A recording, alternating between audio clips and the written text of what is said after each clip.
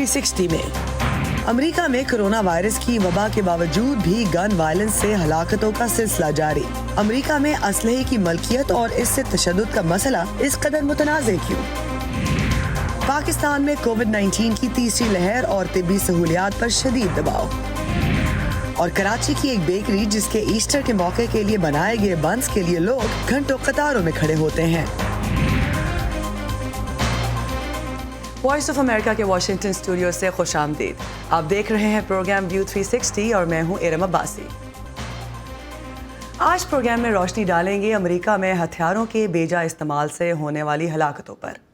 America में आतिशी असलहे के इस्तेमाल से होने वाली हलाकतें या गन वायलेंस एक बड़ा मसला है, लेकिन अक्सर इस पर बात तभी होती है जब कोई मैस शूटिंग का वाक़या पेश आता है। अमेरिका में मैस शूटिंग के वाक़यात उन्हें कहा जाता है जहां कम से कम 4 लोग अपनी जान खो दें। अभी चंद दिन पहले ही कैलिफोर्निया में एक शख्स ने फायरिंग करके 9 साला बच्चे समेत 4 लोगों को हलाक कर दिया था। इससे सिर्फ एक हफ्ते पहले रियासत कोलोराडो में 10 अफराद, जबकि इससे एक हफ्ते पहले अटलांटा में 8 अफराद मैस शूटिंग्स के वाक़यात में कत्ल हुए थे। सिर्फ मार्च के महीने में कत्लेआम के 7 वाक़यात में कम से कम 22 अमरीकी शहरी हलाक हुए।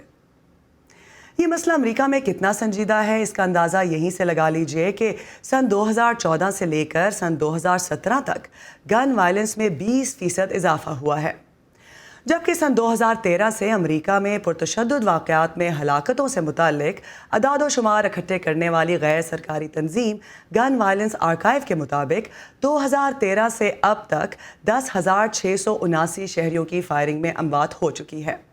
इनमें 4,607 इरादी या गैर इरादी कत्ल थे, जबकि 6,072 खुदकुशियाँ थीं। सन 2020 में जब दुनिया को कोरोना की आलमी वबा का सामना रहा, अमेरिका में असलहा से होने वाली खुदकुशियों और कत्ल के वाक़यात में 10% इजाफा हुआ।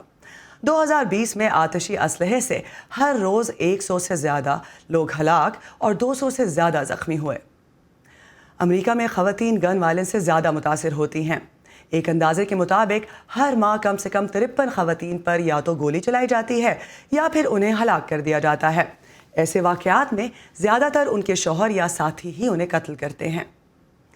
लेकिन इसके बावजूद अमरीकी माशरे में अब भी असलहा रखने का मौजू तनाज़े का बायस है। असलहा रखने के हक़ के हामी अमरीकी आइन की दूसरी तरमीम की तशरीह अक्सर ये करते हैं कि इससे शहरियों को असलहा रखने का हक़ मिलता है। लेकिन गन कंट्रोल के हामी ना सिर्फ इस तशरीह से इत्तफाक नहीं करते, बल्कि मुतालबा भी करते आए हैं कि हथियार रखने से मुताल्लिक़ क़वानीन को सख्त किया जाए। अमरीकियों की राय इस मौजू पर किस कदर मुनक़सिम है, ये जानने के लिए दीपक डुबाल ने कई अमरीकी ख़ानदानों से बात की और वॉइस ऑफ अमेरिका के लिए एक सीरीज़ तैयार की। इसकी देखते हैं एक झलक। My youngest son, Shaquille, was shot 8 times. मेरे सबसे छोटे बेटे शकील को 8 बार गोली मारी गई। मैंने सोचा कि वो चला गया है, वो अब माजूर हो चुका है। मेरे सिर्फ 2 बेटे थे, एक को कत्ल किया गया और एक माजूर हुआ। And those are my only 2 sons. One was murdered and one's paralyzed. I was on my way to clock in for a shift where somebody tried to take. मैं अपने काम के लिए जा रहा था जहां किसी ने मेरी जान लेने की कोशिश की। गोलियां यहां लगी मेरे सीने के बाईं तरफ और मेरे फेफड़े पंक्चर हो गए। मैं नाव से नीचे कुछ महसूस नहीं कर सकता हूं। मुझे नहीं मालूम कि क्यों सड़कों पर इतनी बंदूकें हैं। हर गली के कोने में किसी न किसी के पास बंदूक होती है। Guns are too accessible for young kids to get to them. Where are they getting them from? छोटे बच्चों के पास बंदूकों तक रसाई बहुत आसान है। वो ये कहाँ से हासिल करते हैं? और ये बहुत ज़्यादा है। ये 16, 17, 18 साल की उम्र के नौजवान हैं जो बंदूक उठाए हुए हैं।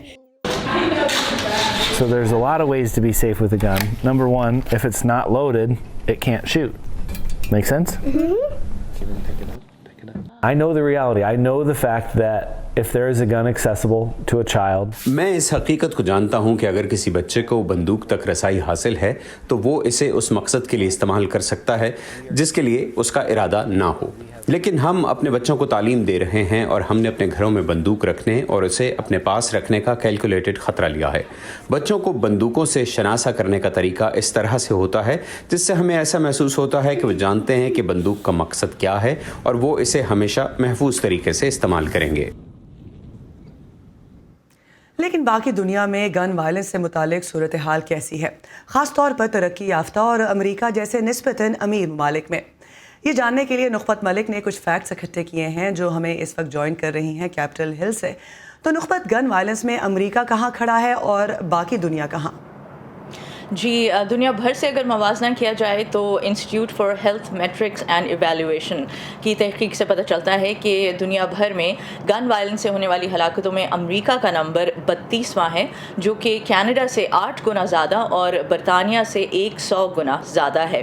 Institute for health matrix and evaluation Washington university of Washington کا ایک تحقیقی ادارہ ہے جو صحت عامہ کے معاملات پر ریسرچ کرتا ہے، اور اس ادارے کی تحقیق کے مطابق آتشی اسلحے سے ہونے والی ہلاکتوں میں امریکہ کی جو شرح ہے وہ کسی بھی ترقی یافتہ یا امیر ترین ملکوں میں سب سے زیادہ ہے۔ اور اگر کم ترین ہلاکتوں کی بات کی جائے تو پتہ چلتا ہے کہ سنگاپور، جنوبی کوریا، جاپان اور چین وہ ملک ہیں جہاں دنیا بھر میں گن وائلنس سے سب سے کم ہلاکتیں ہوتی ہیں۔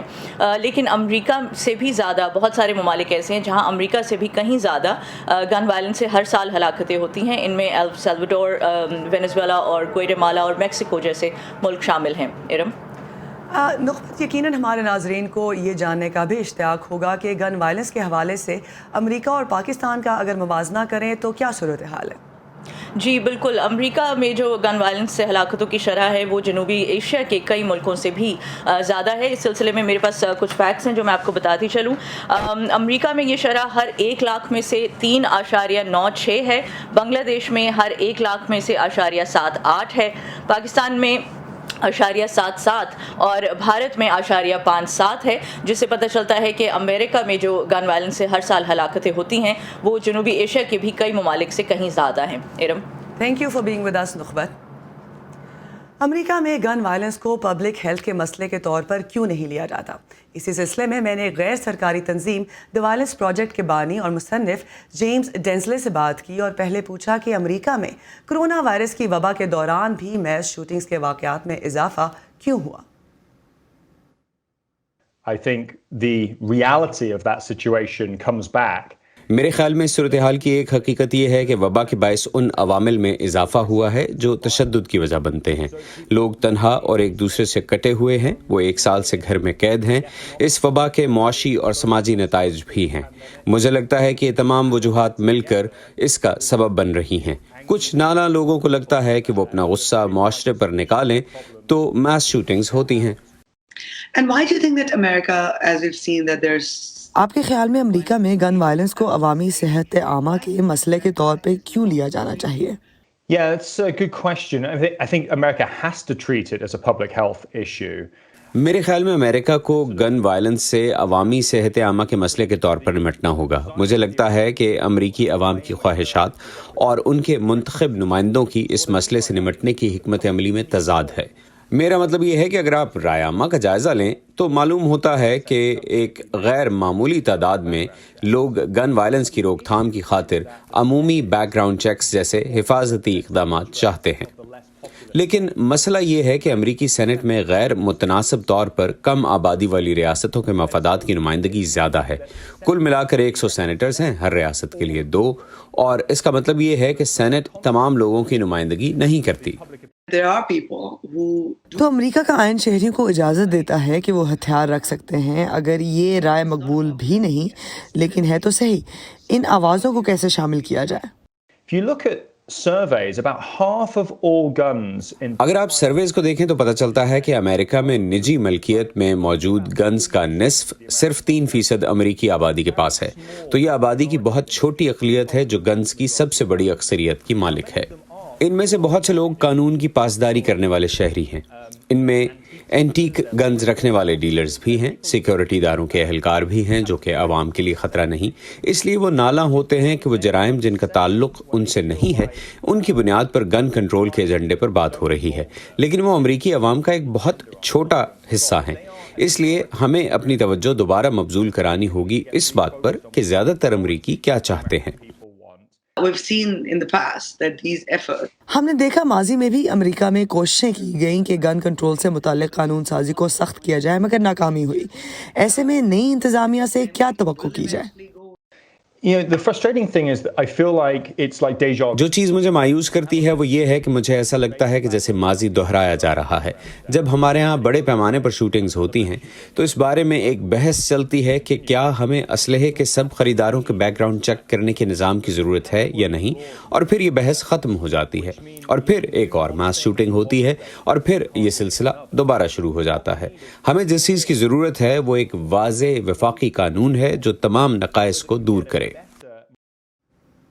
دنیا بھر سے اہم خبروں اور دلچسپ معلومات کے لیے آئیے ہماری ویب سائٹ urduvoa.com پر. یہ سارا کانٹینٹ آپ کو ملے گا ہمارے سوشل میڈیا پلیٹ فارمز پر بھی, تو آئیے facebook.com/VOA اردو پر, ٹویٹر پر ہمارا ہینڈل ہے @urduvoa.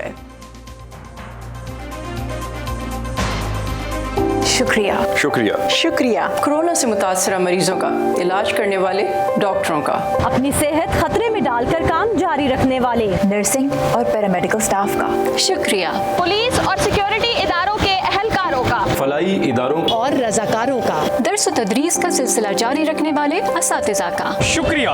حکومتی اہلکاروں کا, صحافیوں کا, اور آپ سب کا, کیونکہ ہم سب مل کر اس وبا کو ہرائیں گے.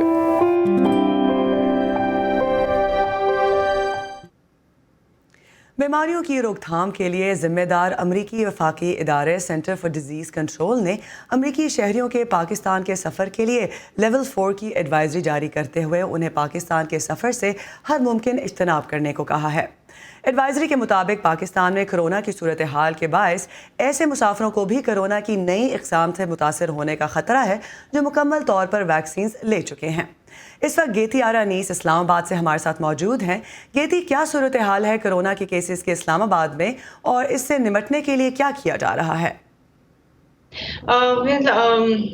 جو ہے کچھ عرصہ پہلے ہم دیکھ رہے تھے کہ کافی کم ہو گئی تھی جو انفیکشن ریشو تھی, لیکن اس وقت صرف آپ دیکھیں تو اوور آل جو اس وقت آج کی تاریخ میں آ رہی وہ بھی ڈبل ڈیجٹ میں جا چکی ہے انفیکشن ریشو, اور پنجاب میں جو ہے وہ 22 اور 24% کے ارد گرد جو ہے وہ پہنچی ہوئی ہے, جو کہ بہت زیادہ ہے.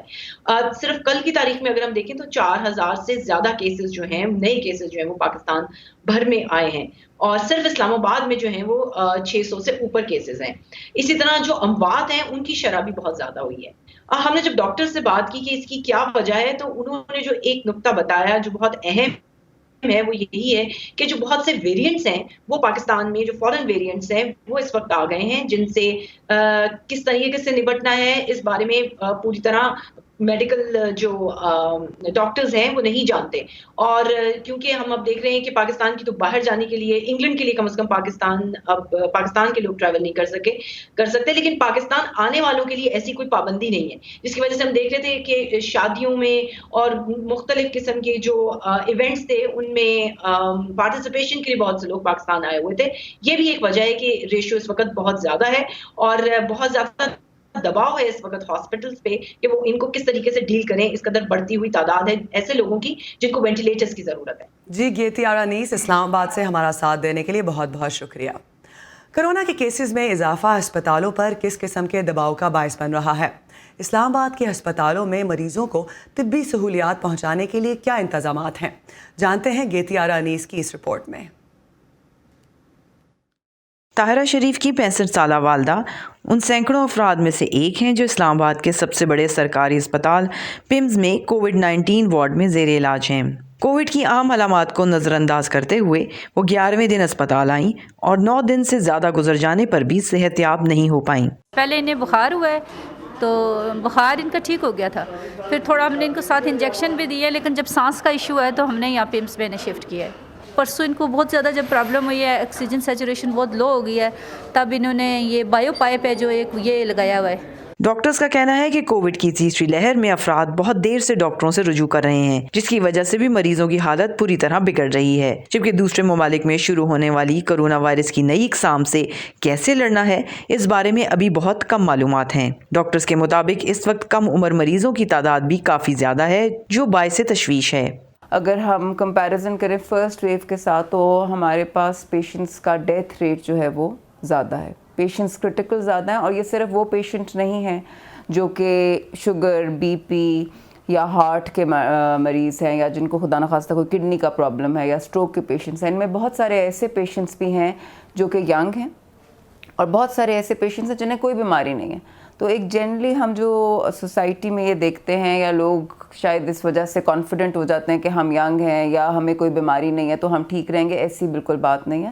ڈاکٹرز کا یہ بھی کہنا ہے کہ پاکستان میں ویکسینیشن شروع ہونے سے یہ توقع نہیں کی جا سکتی کہ کرونا کے کیسز کی تعداد فوراً کم ہو جائے گی. سوسائٹی میں ایٹ لیسٹ 80% لوگ ویکسینیٹ ہو جائیں گے, اس ٹائم پہ ویکسینیشن کا امپیکٹ ضرور آنا چاہیے کہ کیسز میں کمی آئے, لیکن جب تک ایسا نہیں ہوتا تب تک ہمیں اپنے میجرز کنٹینیو کرنے ہیں. کووڈ سے بچاؤ کی ویکسین کا عمل ملک بھر میں جاری ہے, جس کی وجہ سے اسپتالوں کے عملے پر دباؤ مزید بڑھ گیا ہے. ڈائریکٹر جنرل ہیلتھ سروسز اسلام آباد کا کہنا ہے کہ صورتحال کافی پریشان کن ہے, کیونکہ اکثر اسپتال اس وقت اپنی آدھی سے زیادہ گنجائش پر کام کر رہے ہیں. بہت سارے پیشنٹس کو ہائی انرجی کنسنٹریشن چاہیے ہوتی ہے, وہ بھی ایک بہت بڑا ایشو بن جاتا ہے. آپ کو پتہ ہے پچھلی فیز میں جب جون جولائی میں آکسیجن کی کمی پڑ گئی تھی تو ہمیں پرائیویٹ اور پبلک ملا کے تقریباً 15 ہاسپٹل اسلام آباد میں بنتے ہیں, جس میں 50% سے زیادہ اس وقت جو آئی سی یو بیڈز ہیں اور وینٹیلیٹرز ہیں وہ آکوپائی ہو چکے ہیں. سو ابھی ظاہر ہے شدید کمی مزید پڑنے والی ہے اگر پیشنٹس کی تعداد اسی ریشو سے بڑھتی رہی. طائرہ کی والدہ جیسے دیر سے اسپتال آنے والے مریضوں کو ڈاکٹرز یہی مشورہ دے رہے ہیں کہ وہ بیماری کے شدید ہونے کا انتظار نہ کریں. دوسری جانب تیمز انتظامیہ کے مطابق کووڈ بیڈز کی تعداد 200 تک بڑھائی جا رہی ہے تاکہ ایسے مزید مریضوں کو آکسیجن جیسی طبی مدد فوری طور پر فراہم کی جا سکے. ڈاکٹرز کا کہنا ہے کہ کووڈ کی تیسری لہر میں شدت کی وجہ یہ بھی ہے کہ بہت سے لوگ یہ سوچتے ہیں کہ اگر انہیں ایک بار کووڈ ہو چکا ہے تو دوبارہ وہ اس بیماری کا شکار نہیں ہو سکتے. اس سے بچاؤ کے لیے ضروری ہے کہ جب تک عالمی وبا مکمل طور پر ختم نہیں ہو جاتی تمام احتیاطی تدابیر اختیار کی جائیں. گیتی آرانیس, وائس آف امریکہ, اسلام آباد. تازہ ترین خبریں, اہم واقعات, آڈیو ویڈیو رپورٹس اور تجزیے دیکھیں, سنیں اور پڑھیں VOA اردو کی اسمارٹ فون ایپ پر. خبریں اب ہر وقت آپ کی مٹھی میں.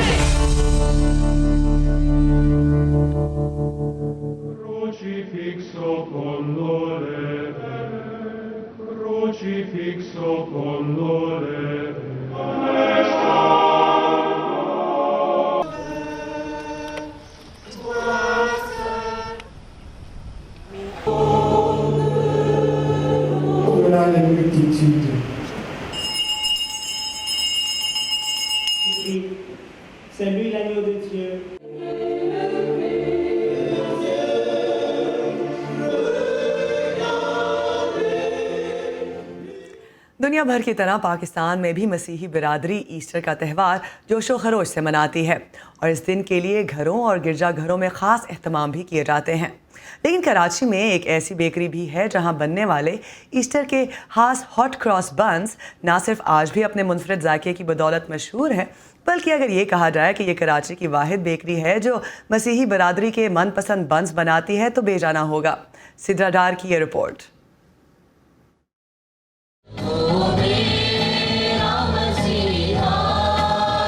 کرسمس کے بعد مسیحی برادری کے لیے ایسٹر کا مذہبی تہوار سب سے اہم سمجھا جاتا ہے. گرجا گھروں میں گڈ فرائیڈے کی خصوصی عبادات تو اہم ہیں ہی, لیکن ایک اور چیز بھی کراچی کی مسیحی برادری کے لیے بہت زیادہ اہم ہے اور وہ ہے ہاٹ کراس بن کی خریداری, جس کا انتظار پورے سال کیا جاتا ہے. صدر کے علاقے میں تقسیم سے قبل قائم مسکیٹا بیکری برسوں سے یہاں بسنے والے مسیحی گھرانوں کے لیے یہ مزیدار بنز تیار کرتی آ رہی ہے. اس کی تیاری کا عمل جو ہے ہم لوگوں کو 1 مہینہ پہلے شروع کرتے ہیں, کیونکہ اس کے اندر ہمیں سب چیزیں را مٹیریل جو ہے ہمیں جمع کرنا ہوتا ہے. اس کے بعد اس کی کٹنگ وغیرہ ہوتی ہے, ریڈی کر کے ہم ایچ اینڈ ایوری تھنگ رکھتے ہیں. اس کے اندر اسپائسز وغیرہ ہوتی ہے جو ہمیں گرائنڈ کرانی ہوتی ہے ریڈی کر کے, وہ سب کچھ ریڈی کر کے ہم اس کا ویٹ کر کے رکھ دیتے ہیں. وینسڈے کے دن ہم لوگ جو ہیں صرف بکنگ پہ ڈیلیور کرتے ہیں اور تھرسڈے سے اس کی کاؤنٹر سیل سٹارٹ ہو جاتی ہے. شہر میں بیکریاں بے شمار ہیں اور مقابلے کا رجحان بھی کم نہیں, لیکن اس بیکری میں بننے والی ان ہاٹ کراس بن کی سیکرٹ ریسیپی ہی اس کی مقبولیت کی وجہ ہے. بیکری کے اوون سے گرما گرم نکلنے والے ان ہاٹ کراس بنز کی مانگ اتنی زیادہ ہے کہ لگ بھگ 3000 درجن بنز کی فروخت کے بعد بھی اس کی فرمائش جاری رہتی ہے اور اس کے خریداروں کی قطاریں صبح سویرے سے ہی لگ جاتی ہیں۔ 40 دن کے روزے کے بعد ہم یہ جو ہے یہ گڈ فرائیڈے ہمارا جیسے آپ لوگوں کا جمعۃ الوداع ہوتا ہے اسی طرح یہ ہمارا جمعۃ الوداع ہے، تو یہ ہم پریئرز وغیرہ کے لیے جاتے ہیں، 3 بجے ہماری سروس ہوتی ہے، اس کے بعد جب ہم پریئرز ختم کر کے آتے ہیں تو ہم روزہ جو اپنے کھولتے ہیں وہ ہم ہاٹ کراس بن سے کھولتے ہیں۔ ارلی 80s میں دیکھیں تو لارنس بیکری ہوا کرتی تھی جو کہ اب کینیڈا موو ہو گئے ہیں، اس کے بعد انہوں نے جو ہے نا اس ٹریڈیشن کو لیا، یا ان کے جو ورکرز تھے اب ان کے پاس آ گئے تھے ہاٹ کراس بنس اور ایسٹر ایگ کی جو اسپیشلی جو چاکلیٹ یوز کرتے ہیں، دیٹ واز مارولس۔ کسی کو یہ بن اپنے بچپن کی یاد دلاتا ہے تو کوئی اس کے ذائقے کے سبب کھچا چلا آتا ہے۔ اب آن لائن کا دور ہے لیکن قطاریں اب بھی لگتی ہیں اور آرڈر وصول کرنے کی خوشی بھی الگ ہی نظر آتی ہے۔ بہت سے کسٹمرز ہیں جو کہتے ہیں کہ آپ پورا سال بنائیں یہ بنس، لیکن بات وہ ہوتی ہے کہ یہ کسی کے ہولی حساب سے کہ مذہب کے حساب سے، تو ہم اس کو کامن نہیں کرنا چاہتے، ورنہ دیکھیں کمانے کے لیے تو ہمارے پاس ہم پورا سال بیچیں ہم اس کو کما سکتے ہیں، لیکن وہ اچھا نہیں لگتا کسی حساب سے، ہر چیز کو دیکھنا پڑتا ہے۔ گزشتہ 44 برسوں سے مسکیٹا بیکری ایک مسلمان خاندان کی ملکیت ہے، مگر یہاں تیار ہونے والے بن نہ صرف مسیحی برادری بلکہ پارسی، مسلم اور ہندو کمیونٹی میں بھی یکساں مقبول ہیں۔ کچھ ذائقے تہواروں سے منسوب ہوتے ہیں، لیکن صدیوں سے چلی روایات ہو یا تہواروں سے جڑے ذائقوں کی بات، ایسٹر پر خاص بن کو خریدنے کے لیے انتظار چاہے جتنا ہی طویل کرنا پڑے، اس پر کوئی سمجھوتا کرنے کو تیار نہیں۔ Sidra Dar, voice of America, Karachi. اب ذکر آسٹریلیا کا، جہاں رینگنے والے جانوروں کی بیرون ممالک سمگلنگ ایک منافع بخش کاروبار ہے۔ صرف ایک چھپکلی یا کرلا 10,000 آسٹریلین ڈالر میں فروخت ہو سکتا ہے۔ تاہم سائنسدان اب یہ اسمگلنگ روکنے کے لیے ایک نیا آلہ تیار کر رہے ہیں جو چھپائے گئے جانوروں کو بھی سونگھ نکالتا ہے۔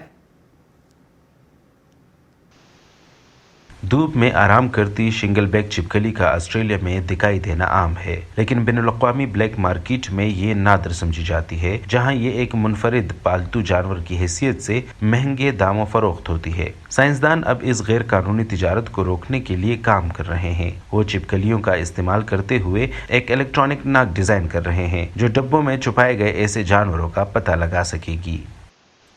ہماری توجہ بو کا پتہ لگانے پر ہے، اور اس کی وجہ یہ ہے کہ آپ کسی بھی طرح بندے ہوں یا چاہے کنٹینر میں ہوں، آپ پھر بھی ایک بو پیدا کر رہے ہوتے ہیں۔ تو جس طرح کتے جنگلی حیات کا پتہ لگاتے ہیں، ہم اسی طرح کی چیز تیار کر رہے ہیں۔ ایمبر براؤن نے پچھلا سال ملک بھر میں ایک شنگل بیک چھپکلی کے نمونے جمع کرنے میں صرف کیا ہے۔ کچھ بنیادی ٹیسٹوں کے بعد ان جانوروں کو 20 منٹ تک ایک ہوادار ڈبے میں رکھا جاتا ہے اور لیبارٹری میں تجزیے کے لیے ان کے جسم کی بو کو جمع کیا جاتا ہے۔ تحقیقی ٹیم کو یقین ہے کہ جنگلی حیات کی غیر قانونی اسمگلنگ روکنے کے لیے یہ الیکٹرانک ناک ایک سنگ میل ثابت ہوگی۔ اگر آپ صرف آنے والی تمام ڈاک اور سامان کو اسکرین کرتے ہیں تو اس سے کافی وقت بچے گا، اور اس کا مطلب یہ ہے کہ ہم اس سے کہیں زیادہ غیر قانونی جنگلی حیات کی تجارت کو روک سکتے ہیں جو بغیر کسی سراغ اس وقت جاری ہے۔ یہ آلہ نہ صرف زندہ جانوروں کو سونگھنے کے لیے تیار کیا جا رہا ہے بلکہ جانوروں کی مصنوعات کا بھی سوراخ لگا سکے گا جن کا استعمال ادویات اور زیورات کے طور پر ہوتا ہے۔